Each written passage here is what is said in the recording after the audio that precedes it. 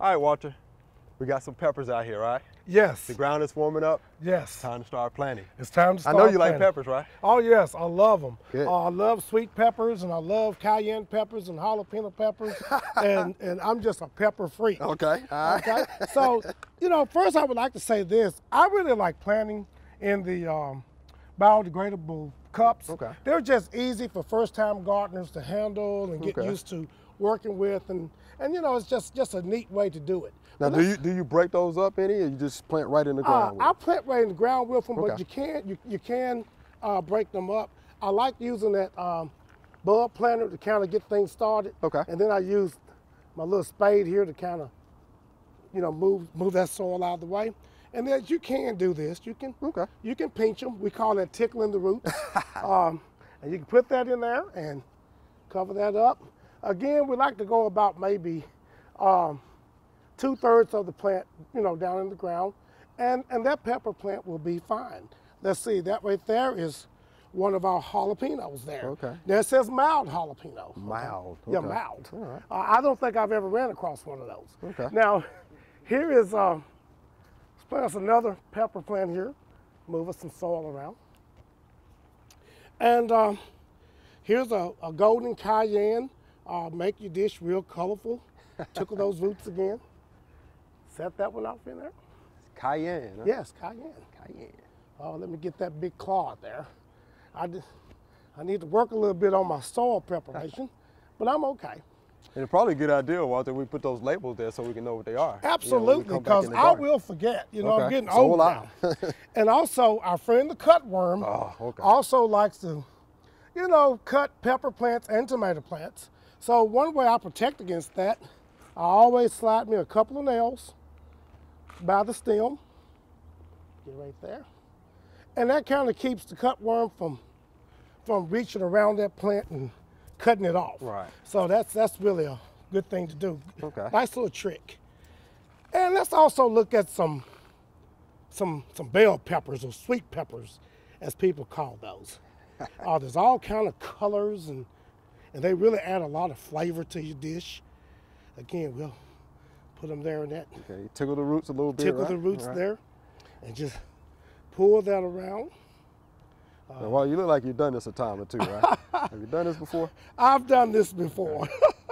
And let's dig us out another spot here, and we'll plant us another one. Tickle these roots. Now look, that one right there. What we have, Chris? It's like a slug. A slug, yeah. A slug. Yeah. Yeah, we don't want the slug in I there. have to come back and put some beer out here to catch that one. And here we go. Now, Let's make sure we get our labels there too. yes, get our while we labels got them here, down here now. so that I will not forget. That's a big green. Okay. And this one right here is the golden cayenne. Cayenne. And up here is our mild jalapeno. And I believe I buried that one in with the, But we know with that's the bell pepper. yes, So it's we'll be still good a with bell. Now, one thing you can't get with planting hot and bell peppers together, sometimes they can cross-pollinate a little bit. So you might get a bell pepper with a little spice to it, so to speak, a little heat to it. But that's okay in these small beds. We can live with that. that. Okay. Because for the most part, your tomatoes and your peppers are wind pollinated. That's right. They're wind pollinated, so there's no way to kind of prevent that from happening. Okay. Now, actually, again, do we use the cages for peppers? You think that's a good idea, or would they be all right without them? I generally don't, Okay. but I usually use it with my tomatoes. I generally don't use the cages with my peppers. I have seen it, but Okay. I don't. And you can still mulch. Yes, right? you can still mulch, use straw. That's what I use. You can also use, some people plant in plastic. They run a row of plastic and just plant into the plastic.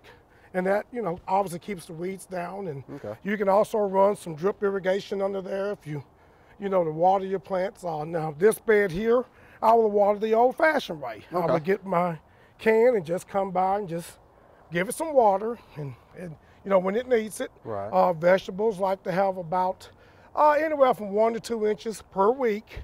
You know, because when you think about it, a vegetable is probably about 80% water. Oh, yeah, To without a start doubt. with. You know, when you get a tomato or a pepper, whatever, it's a lot of moisture there. Okay. So those plants obviously take up a lot of water. Would you do that first thing in the morning, or? Yes, definitely want water? to do it first thing in the morning. That's when I like to water, because most of the diseases out there, they prefer dark, humid, moist conditions. Yeah. So if you water in the morning, it gives you plant times to, you know, to dry out and help control that. Okay.